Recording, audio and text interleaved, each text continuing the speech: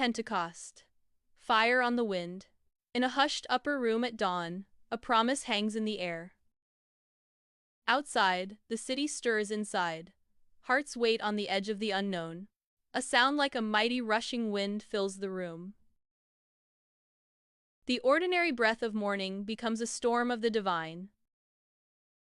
Tongues like fire appear and rest on each of them. Their fear melts into courage as heaven's fire rests upon them. They speak in other tongues, words rising like rivers of light.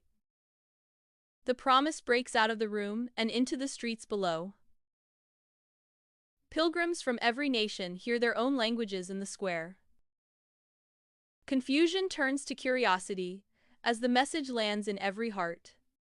And they were all filled with the Holy Spirit and began to speak in other tongues. A spark becomes a movement as voices rise with hope.